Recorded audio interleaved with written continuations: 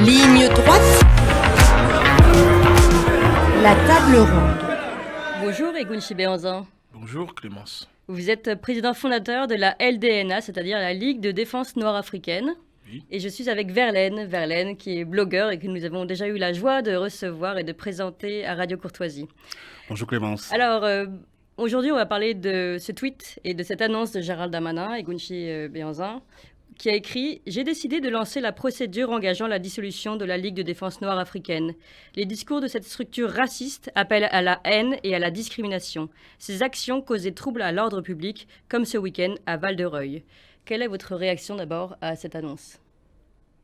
Ma réaction est tout simplement que Moussa Darmanin est un démagogue qui me fait sourire. Parce que j'aimerais vraiment savoir par quel moyen, par quelle magie, par quelle acrobatie ce monsieur réussira à nous dissoudre. Vous voulez signifier par là que vous n'êtes peut-être pas une association et que donc il est impossible de vous dissoudre ? Je laisse en mystère. Je laisse en mystère une surprise pour le ministre. Peut-être lui-même reviendra dire aux Français que peut-être finalement il ne pourra pas nous dissoudre. Voilà. En tout cas, pour le moment, on laisse le mystère à Moussa de nous prouver comment il pourra faire pour nous dissoudre. Alors vous dites justement que le ministre est un démagogue, mais est-ce que vous n'êtes pas un démagogue justement, président de la LDNA ? Est-ce que votre but, c'est pas justement de faire parler de vous par vos actions ? Non, parce que la différence avec Moussa, c'est que nous, au moins, même si peut-être les gens disent du mal de nous, on nourrit quand même des Français. Cette année, on est à plus de 5000 distributions de colis alimentaires à des Français en précarité. D'ailleurs, c'est les personnages comme Moussa Darmanin au gouvernement qui plongent les Français dans la précarité. Et nous, on est sur le terrain tous les jours. Et donc, la réalité du terrain, contrairement à M. Moussa, qui vit dans sa bulle protégée par des gardes du corps, des voitures blindées, nous, on connaît la réalité et de ce que vivent les Français. Donc, je ne peux pas être un démagogue. Là, c'est très intéressant parce que vous parlez au nom des Français. En général, vous ne parlez pas au nom des Français, justement. C'est bien ça qui nous étonne aujourd'hui. Là, vous défendez les Français. Vous êtes donc devenu un patriote français.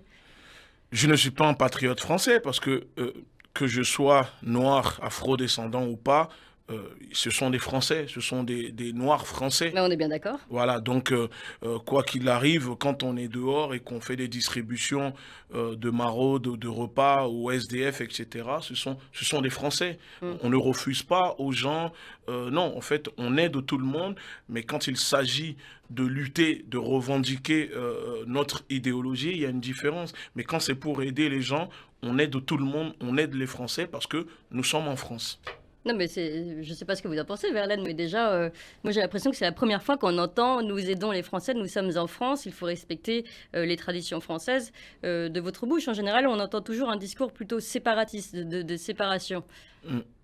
Alors moi je vous remercie déjà Egunchi. Vous avez à 6 reprises prononcé le nom Moussa. Avant de revenir sur, je vais rebondir sur le volet bienfaisant qu'il faut mettre en avant. Ça c'est, je te rejoins Clémence. Avant de revenir sur le volet bienfaisant, pourquoi l'appeler Moussa ? Tout simplement parce que c'est son prénom, il s'appelle Moussa. Ce n'est pas méchant. J'ai vu que c'est Gérard Moussa Darmanin. Gérald, ok, bon, excusez-moi, merci pour la correction. Donc Moussa, c'est son prénom. Sachant que son premier prénom est Gérald. Peut-être moi j'aime bien Moussa, parce que ça correspond, je sais pas, À un esprit de provocation peut-être ? Non, je ne le provoque pas, mais j'aime bien le petit Moussa, j'aime bien. Le petit, pourquoi le petit ? Parce qu'à côté de moi, il est petit. Bon, ok. Il y a une chose qui m'intéresse en fait dans ce qu'on a dit, de ce que vous avez dit tout à l'heure, c'est moi j'ai suivi, je l'avoue, j'ai suivi un peu vos actions humanitaires en guillemets. Jusqu'à présent, j'étais surpris par le fait que ces actions humanitaires soient orientées. C'est-à-dire que c'était soit réservé à la communauté noire, hein, moi je l'ai vu, hein, je ne le cache pas. C'était soit des quêtes qui étaient faites pour la communauté noire, c'était soit des actions, notamment médicales, pour orienter vers la communauté noire. Et ce que Clémence vient de dire est vachement intéressant parce qu'aujourd'hui, là, vous parlez de la France. Et ça, je suis stupéfait. Oui, il y a un petit changement de braquet là. Non, pas du tout. La communauté noire, c'est parce qu'au fait, peut-être, il y a des discours que je dis que vous n'avez pas forcément accès. Parce que j'ai toujours dit que en France, c'est plusieurs petites communautés qui forment la grande communauté française. Alors attendez, je vais vous citer parce que là vous dites qu'il y a des discours qu'on ne comprend pas. On va voir si nos auditeurs aussi et ceux qui nous regardent comprennent ce discours que vous avez tenu à la suite du meurtre de George Floyd. La France, c'est-à-dire l'État français, est un État totalitaire, terroriste, esclavagiste, colonialiste. L'État français exploite son propre peuple, alors vous imaginez ce qu'ils font en Afrique. Donc là, on vous sent un petit peu moins patriote, là, forcément. Hein. Je sais que vous aurez bien aimé m'avoir comme patriote à vos côtés, parce que ça sera un gros poisson pour vous. Non, mais quand je dis ça, je peux... bon, je sais qu'on n'a pas beaucoup de temps, mais juste permettez-moi de dire que aujourd'hui, je suis devant vous, mais je tiens quand même que vos auditeurs ou téléspectateurs sachent que moi et Verlaine, on est les pires ennemis. Hein. Faut pas qu'ils pensent que là, on est sur le plateau. Non, c'est quelqu'un, lui et moi, c'est la guerre. Donc là, je tiens... Et on tient ici un discours courtoisie, d'ailleurs, parce que nous exactement, sommes à Radio Courtoisie et nous Radio savons Courtoisie, le faire. donc je tiens à le faire. C'est tout simplement parce que quand je dis que l'État français est un État terroriste, esclavagiste, négrier, etc., je parle de l'État français. Et lors de mon discours, j'ai bien dit la France, c'est-à-dire l'État français et non les Français. C'est-à-dire que je dis toujours que la France est un État raciste, mais tous les Français ne sont pas racistes. Vous comprenez? Donc, quand je dis que l'État français est un État négrier, c'est vrai ou c'est faux? Je peux même vous dire, par exemple, que M. Macron-Poléon dort dans un palais présidentiel construit par l'argent de l'esclavage, par un négrier, Antoine Crozat. Donc ce palais, normalement, je suis censé aller le récupérer, le revendre et faire les réparations liées aux crimes imprescriptibles contre l'humanité. Donc, est-ce que c'est faux? C'est faux. Moi, je ne suis pas d'accord. Je ne suis pas d'accord. Alors, je peux réagir, Clémence? Bien sûr. Alors, en fait, cette notion d'État négrier est dangereuse pour plusieurs raisons. Hein. La première raison, c'est qu'il ne faut pas partir sur le passé de la France pour en faire son présent. Il ne faut pas partir sur ce que la France a connu. Parce qu'en fait, il y a eu, depuis l'esclavage, beaucoup de choses qui sont passées. Hein. La plus grande des choses, ça a été la Révolution française. Okay, beaucoup de choses sont passées depuis l'esclavage. La France assume son passé esclavagiste. C'est clair. Si la France l'assume, la France l'assume. La France a toujours assumé. Non. Si, dans les livres d'histoire. Non. Parce que moi j'ai vu. On va en débattre. Pardon, mais est-ce que l'Afrique assume son passé esclavagiste? C'est ce que j'allais dire. L'Afrique, 14 millions, oui, d'accord, oui, mais c'est pas un 14 pays. millions. Un pays. Non, faut 14 pas. millions de déportés oui. esclavagisés en Afrique. La traite musulmane, plus de 17 millions de déportés. Plus de 17 millions. Et européenne, 10 millions. 10,5 millions. Non, donc c'est l'Europe. Les chiffres là que vous citez sont plus. Nous, on dit qu'en réalité, c'est les chiffres officiels, notamment de Petri Grenouillot. Tout ça là, on chiffre à plus de 200 millions d'Africains déportés. Vous comprenez? Nous, on est encore... Mais qui nous? Alors, qui? Parce que moi, ce sont des chiffres de Petri Grenouillot, c'est quand même une référence. Oui, mais ça, c'est ce qu'ils ont compté. Il y a beaucoup de personnes qui sont jetées dans la mer, des bateaux coulés. Quand on compte, ce n'est pas ces chiffres-là. Mais la proportion reste la même, c'est ça que je veux dire. Au fait, intéressant, peu importe le nombre, même si c'est 10 personnes qui meurent, c'est 10 personnes. En fait, ce sont des crimes contre l'humanité. Vous me dites que l'État français assume son passé esclavagiste. Alors, quand quelque chose est un crime, il y a réparation. Alors, il faut nuancer parce qu'en fait, il y a une mauvaise habitude qui est faite. Je ne vous accuse pas nommément, mais par beaucoup de personnes de ma couleur, de personnes noires, notamment Rokhaya Diallo que je cite. Il y a beaucoup de personnes qui confondent la situation aux États-Unis et la situation en France. Aux États-Unis, ils ont eu l'esclavage, bien évidemment, et ils ont eu la ségrégation. Ils ont l'obligation de se voiler parce que la ségrégation est récente. Oui. Nous, l'esclavage est loin. Et puis Et l'esclavage, on l'a tellement bien, je veux dire, on l'a tellement bien, entre guillemets, négocié, je dis bien entre guillemets, bien négocié, notamment par, ce que je vais dire, ça va peut-être vous choquer, parce que je connais votre réaction sur le sujet, notamment par la colonisation. Parce que la colonisation, je connais déjà votre point de vue sur la colonisation. La colonisation, elle a un bon côté. Non, je suis désolé. J'arrive. Elle a un bon côté. Non. Mais de toute façon, j'arrive. Je sais déjà ce que vous allez dire. Elle a un bon côté. C'est de m'apporter à moi, par exemple, si vous le refusez, de m'apporter à moi la culture. Je dis à moi, je ne parle pas de vous. C'est de m'apporter la culture. Je parle bien de toutes les colonies. On avait déjà une culture avant la colonisation. Monsieur Verlaine, permettez-moi que je ne peux pas vous laisser dire ça, parce que si la colonisation est une bonne chose, le paradoxe, ce qui me dérange, c'est que la France possédait des colonies, colonisait des pays africains. Dans le même temps, elle se battait contre l'Allemagne nazie pour refuser d'être colonisée. Vous voyez ou pas? Si la colonisation était une bonne chose, pourquoi les Français n'ont pas laissé l'Allemagne les coloniser? Non, vous comprenez? Ça veut dire que quand on vient chez quelqu'un, on s'impose chez quelqu'un, on phagocyte le cerveau de quelqu'un, on efface son histoire, sa culture, et qu'on le donne une autre culture. Est-ce que vous êtes allé en Afrique et que les Africains vous ont dit « Je suis content d'avoir été colonisé ». Alors, Cheikh Anta Diop, qui est un écrivain sénégalais ou guinéen, sénégalais, Cheikh Anta Diop a dit la force des colons aura été de pouvoir s'introduire dans une société qui était vide. C'est vrai. Si on avait une société forte, si on avait une culture forte, un peu comme les Asiatiques, comme les Chinois, comme les Japonais, on aurait résisté à la colonisation. Mais pourquoi on a été fragile à la colonisation? Parce qu'il ne faut pas oublier, Clémence, désolé, j'aimerais aussi que vous interveniez aussi, parce que c'est aussi très important. Pourquoi, à un moment, la colonisation, le peuple africain était faible et fragilisé? Il ne faut pas oublier que l'Afrique, les pays africains, venaient tout juste de sortir de l'esclavage.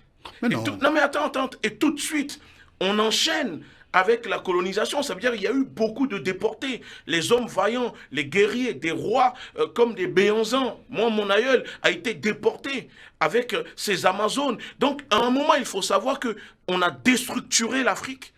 Mais alors, pourquoi vous ne parlez pas? Après, je m'étais promis, j'aurais Clémence. Pourquoi, là, vous parlez des mauvais exemples dans le sens où ils sont, en guillemets, des situations douloureuses? Pourquoi ne pas parler des bons exemples? Des bons exemples, par exemple, Agnaba, qui a été le premier noir sous Louis XIV, premier noir, ambassadeur en France. Mais ça ne m'intéresse. Non, mais pourquoi parler des situations? On ne parle pas de la France. En fait, ce que vous avez parlé des États-Unis, nous sommes d'accord avec vous que ce n'est pas la même situation à 100% en France. Mais quand vous regardez bien la LDNA, notre idéologie, on lutte plus à 90% sur ce qui se passe sur le continent africain. Vous comprenez? On ne peut pas prendre ce qui se passe aux États-Unis, l'amener en France et dire identiquement c'est la même chose. Je ne suis pas d'accord. Et c'est pour ça que vous avez cité une personne, je ne vais pas citer cette personne, que je ne valide pas, moi, totalement. Mais parce que des fois, je trouve que ce sont, comme j'appelle, cette bourgeoisie noire française et qui font croire qu'ils sont avec le peuple noir, ceux qui sont en bas. Moi, j'estime que ces personnes font partie de la bourgeoisie française qui sont là à duper une partie de la communauté noire. Ah, je recite le nom, je donne le nom. Oui. C'est Rokhaya Diallo. C'est de Rokhaya Diallo que j'avais parlé. D'accord. Vous parliez justement, vous dites on intervient aussi sur le continent africain. Alors est-ce que vous intervenez et est-ce que vous luttez contre l'esclavage en Mauritanie, en Libye? Il y a quand même un rapport de l'ONU aujourd'hui qui dit que plus de 40 millions d'esclaves sont... Là, je suis très content de cette question parce que même si Verlaine et moi, nous sommes les pires ennemis du monde, je pense qu'il peut témoigner que nous sommes la seule organisation, je pense, francophone, qui dénonce la maltraitance, les violences, ce que vous venez de citer, du monde arabo. D'accord? Moi, je n'ai pas peur de le dire. Et pas que arabo, oui, c'est le continent africain, là. Oui. On a déjà plusieurs fois manifester, lancer des actions pour dénoncer ce qui se passe en Mauritanie. L'ambassade de Libye, plusieurs fois, nous avons été là-bas. Je vais même vous dire, on a même été, on est parti à la statue de Jeanne d'Arc pour dénoncer ce qui se passait en Libye. Beaucoup de personnes n'ont pas compris. Jeanne d'Arc n'y était pour rien. Non, mais attendez, là, je vais vous expliquer. Verlaine nous avait critiqué, mais à la fin, je pense qu'il a fini par comprendre. En allant, en fait, s'attaquer à la statue de Jeanne d'Arc pour dénoncer ce qui se passait en Libye, c'était pour dénoncer la complicité de l'État français, parce que Jeanne d'Arc, elle est française, et on savait qu'en allant accrocher notre banderole à la statue de Jeanne d'Arc, les gens allaient s'indigner, et en s'indignant, ils allaient découvrir le pourquoi nous sommes partis à ces statues. Là, on revient sur vous et votre stratégie de communication, toujours dans la violence, on va dire une forme de violence, au moins verbale et parfois avec des actions. Hein, évidemment, la raison pour laquelle là, vous allez peut-être être dissous, même si vous n'êtes pas une association. Mais bon, toujours ces actions, est-ce que vous n'avez pas peur de décrédibiliser votre discours ? Non, on n'est pas dans la violence verbale. Je suis désolé, c'est nous qui la subissons au quotidien. Verlaine peut être patriote, mais il ne reste quand même en noir. Et je pense qu'il subit des choses en tant que personne noire que peut-être des fois il ne dit pas parce qu'il n'a pas envie de le dire. Moi, par exemple, je ne tiens pas un discours anti-police, par exemple. Si vous regardez bien, la LDNA n'a jamais eu un discours anti-police. Je suis le premier en tant qu'activiste politique panafricain à même conseiller aux jeunes, quand vous êtes contrôlé par exemple, acceptez d'être contrôlé. Si vous n'avez rien à vous reprocher, acceptez. Je le montre tous les jours dans mes vidéos, quand il me dit suivez-moi. Donc c'est pour dire que le discours que nous tenons, c'est aussi une forme d'art. C'est de l'art. C'est de l'art, ouais, notre façon. C'est vous qui le dites. Oui, non, mais en tout cas, ce qui est intéressant, c'est que vous vous définissez toujours en noir, justement. Est-ce que c'est pas finalement vous le raciste par négation? Non, mais c'est intéressant. Non, moi, je définis pas les gens par leur couleur de peau. Oui, mais je comprends parce que vous ne voulez pas voir cette réalité-là. Et je pense que mais il y a une réalité, mais ça ne m'intéresse pas. En fait, Clémence, oui, voilà, c'est ça le problème. En fait, nous, ce que nous vous disons, si vous êtes un docteur. Je viens, je vous dis, j'ai mal au ventre. Mais vous refusez de reconnaître que j'ai un ventre. Comment vous pouvez soigner le mot que j'ai? Non, je vous confirme, vous en avez un. Voilà, donc ce que je veux dire, c'est que je parle en tant que noir parce que longtemps, on a dit qu'on était noir. Et aujourd'hui, il faut comprendre que dans le monde du panafricanisme, dans le monde noir, on se réapproprie au fait aujourd'hui l'expression, le fait qu'on nous désignait noir. Et on s'est dit, puisqu'on nous traite de noirs, alors maintenant nous allons l'utiliser comme une force, d'accord, pour montrer à ceux qui nous ont stigmatisés, ceux qui nous ont déshumanisés, que finalement aujourd'hui il n'y a pas de souci. Nous sommes noirs et nous allons nous organiser en tant que noirs, nous allons nous structurer en tant que noirs. Mais cela ne veut pas dire qu'on rejette les autres qui ne sont pas noirs. Je suis communautaire. Je l'assume. Je suis communautaire. J'assume. Mais je ne pratique pas, je ne suis pas un communautaire qui rejette les autres parce qu'ils ne sont pas noirs, puisque je vous dis que tous les noirs ne sont pas mes frères et tous les blancs, ou comme je dis, les roses, ne sont pas mes ennemis. Alors, moi, déjà, je vais rebondir tout à l'heure sur le communautarisme, si on a du temps. Communautaire, pas communautarisme. Ouais. Communautaire, ok.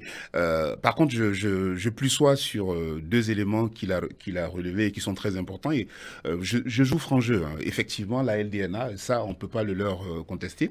La LDNA n'a jamais appelé à casser la police, contrairement à certains. Et ça, Merci beaucoup. Je le reconnais. Et deuxième chose, concernant la dénonciation des actes d'esclavage en Afrique, effectivement, parce que je suis leur compte sur les réseaux sociaux, ils sont pratiquement les seuls à dénoncer. On peut reconnaître cette cohérence. Ah oui, non, mais ça, je ne peux pas. Voilà. N'osent même pas. Voilà. Oui. N'osent même pas. Que d'autres mouvements ne. Voilà. Donc, sur ce point-là, je valide. Par contre, là où je ne suis pas d'accord, cette notion d'être communautaire, il y a un risque de fragilisation de la société. On est dans une société qui est, quoi qu'on dise, hein, je vais vous prendre un exemple qui est assez simple et assez expressif. Oui. La France aujourd'hui, il paraît que c'est 1400 cultures. Enfin, il paraît que c'est 1400 cultures. Je ne crois pas que ce soit 1400 cultures. Je pense que c'est une seule culture. Et presque autant de fromage. Et presque autant de fromage. Je crois que c'est une seule culture. Aujourd'hui, la France, c'est Mayotte, par exemple, où on a 97% de musulmans. On a des Mahorais qui sont d'origine comorienne. Voilà, on a des Mahorais qui sont... Voilà, effectivement. La France, c'est la Nouvelle-Calédonie. La France, c'est la Corse. La France, c'est la Guyane. La France, c'est tellement de choses, la France. Mais personne n'a le droit, je dis bien le droit, hein, et là j'insiste sur cette notion de doctrinité, c'est très important. Personne n'a le droit de dire que je parle en tant que noir, comme elle a dit Clément tout à l'heure, je parle en tant que noir ou en tant que blanc ou en tant que vert ou en tant que jaune, hein, parce qu'il y a non. Pourquoi vous me regardez? Mais c'est vrai Non, que j'ai la peau un peu... je parle des jaunes en Guyane. En Guyane, il y a des jaunes, les Hmong. Non, ça n'existe voilà. pas en être humain jaune. Voilà, enfin, quand je dis jaune, je parle des personnes d'origine Ça, asiatique. c'est votre technique des universalistes totalitaires, on vous connaît. J'arrive. Et donc, du coup, cette notion d'être communautaire, pour moi, c'est dangereux. Egunci, c'est dangereux. Je le dis, je le dis, non, mais je le dis en toute amitié. Ce n'est pas rassembleur, en fait. C'est pas rassembleur. C'est une négation. Non, voilà. C'est une négation C'est de l'unité du négation. pays. Non, on ne rejette pas. Parce qu'il faut un moment comprendre. Non, en fait, c'est ça. Non, le problème, c'est vous, les universalistes totalitaires. Il faut accepter que les gens veulent vivre aussi. Ce n'est pas le fait de vivre que je dis, par exemple, j'assume mon africanité, que peut-être je n'aime pas le camembert, que le président, que je suis anti-France. Pour être un bon Français, je n'ai pas besoin d'aimer le camembert, je n'ai pas besoin d'aimer le cochon, je n'ai pas besoin de m'appeler Julien, etc.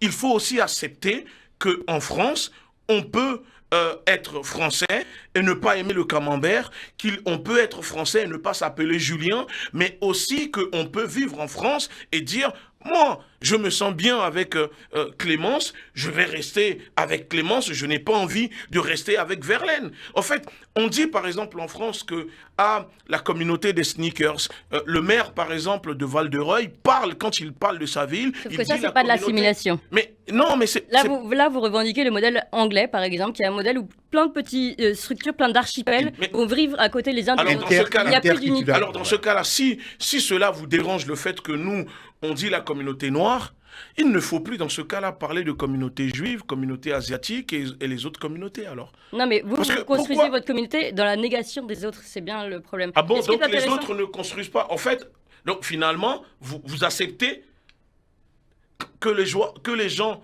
soient communautaires, mais vous estimez juste que nous, on l'a construit dans la négation des autres. Bah vous la construisez dans la négation de l'État français, en tout cas, tandis que d'autres ne le font pas. Je croyais que normalement, vous êtes un patriote. Un vrai patriote ne peut pas soutenir un État qui opprime son peuple. Donc, des fois, c'est ça aussi que je ne comprends pas chez vous. Vous soutenez l'État français tout en...